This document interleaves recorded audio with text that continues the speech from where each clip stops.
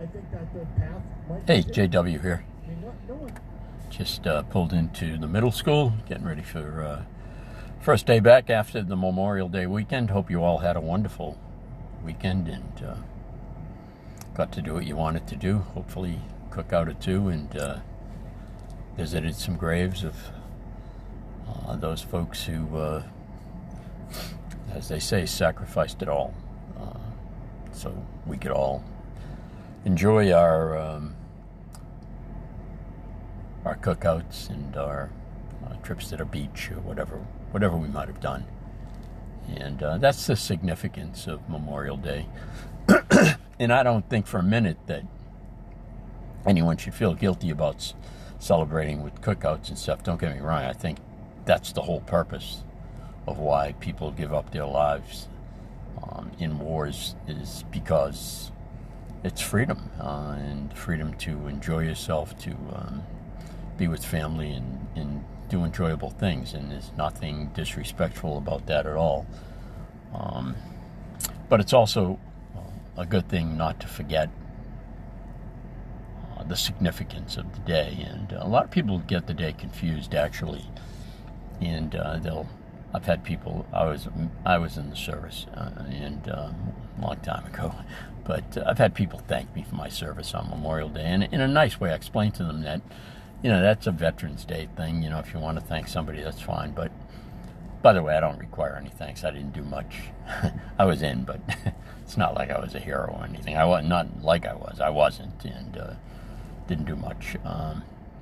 But Memorial Day is for those who lost their lives in the military, or who have passed away since they were in the military, and some of them from military-related accidents and war accidents. But majority of the major part of the day is for those folks who lost their lives in the war, whatever war. Could be the First World War, Second World War, any of the Iraq wars or Mideast wars or whatever.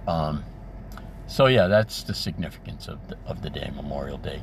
And like I said, cookouts, beginning of summer. It's all traditionally known as the first day of summer, the kickoff of summer. But I believe the first day of summer is June 21st, the official first day. But people consider the Memorial Day weekend kind of the kickoff to the summer, because usually the weather's warming up, and we had around here, we just had Friday, Saturday, and Sunday were really, really nice days, and yesterday was a rain out and cool. And prior to that, we had like four days in a row where it hit 90, so it's been unseasonably warm.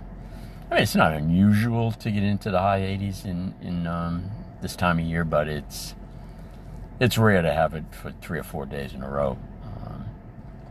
And yeah, so it was a great weekend. And like I said, I hope you all did something fun and are all recharged for the work week today.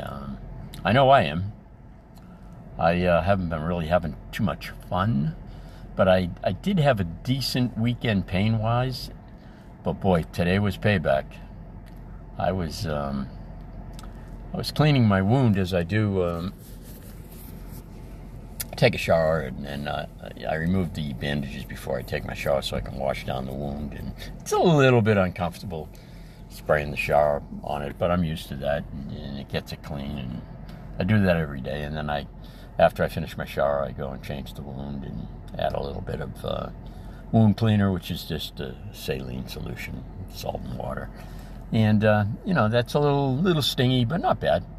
And, I did my usual routine today, and I recently purchased a cream that's supposed to be supposed to help with nerve pain. So I used that, as I have the past 3 days. I guess I've had it about 2 or 3 days.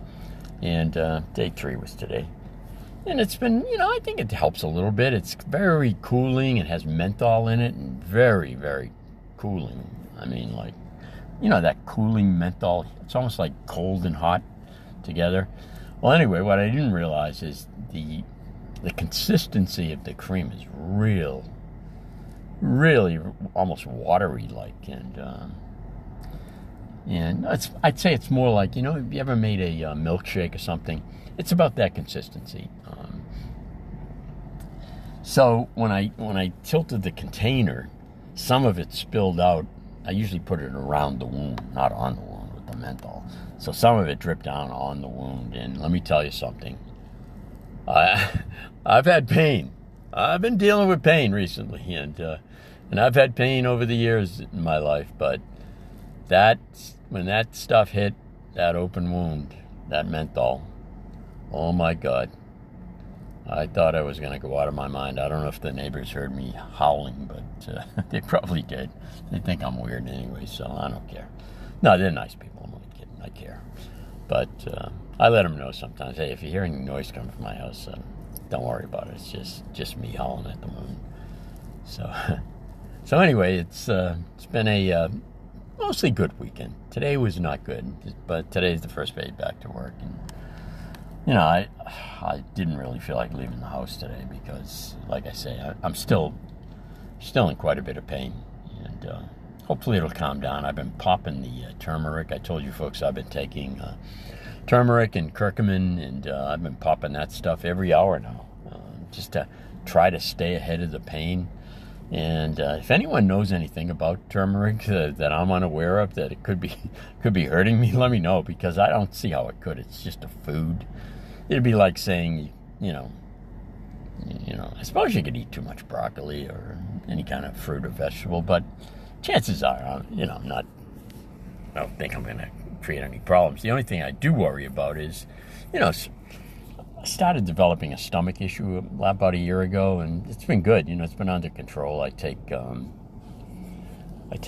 some natural stuff for that. What do you call it? Not an antibiotic, but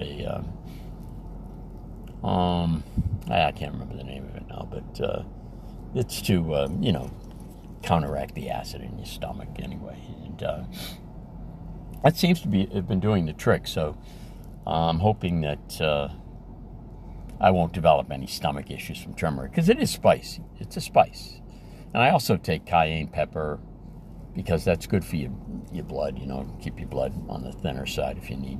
A lot of people take aspirin. I don't believe in that. I think that's harmful. But again, I'm not a doctor. I'm just telling you my beliefs. And I take cayenne pepper, which I've been taking for years now. And prior to developing this wound, I was taking niacin, and I took like 1,000 milligrams, I guess, a day, twice a day for niacin to get your blood. I don't know if you've ever taken niacin, but niacin has what's known as the niacin flush. When you take it, you get like a burning. Imagine having a terrible sunburn, and it's really, really itchy, and it only lasts for maybe 10, 15 minutes. And I know enough not to, rub it or scratch it or anything like that, but it really gets the blood flowing good. So I decided once I got this injury, I wasn't going to take it because I was having some itching as it was, and I didn't need to add to the itching. But I've been feeling pretty good in terms of the itching lately. So the other day I said I'm going to pop a niacin. Well, boy, that was a mistake, because I really, really felt like scratching, and that's the last thing I wanted to do, like I said. So I've been holding off on that. Maybe I'll cut it in half and try all, because I do like the idea of having the blood. I mean, it pushes the blood through your arteries when you take niacin. But know that if you want to Google niacin flush, and it's not harmful or anything. It's actually, I think it's really good for your blood. It regenerates your blood through your arteries. And literally, think of a fire hose, as they keep turning it up, and that's what it does to your blood. And I think it's really good. But obviously, I'm not a doctor, so before you take it, run that by whoever you trust. And but I'm trying all sorts of different things. But today, the pain is high level. Right now, it's medium high. It's a little bit less than it was when I was home. But anyway, the buses are starting to file in, so I'm going to get out, do my job, and head out to all the schools. And maybe I'll pop on when I get to the elementary school and continue this. Okay, take care. Thanks again for joining me. I always appreciate it.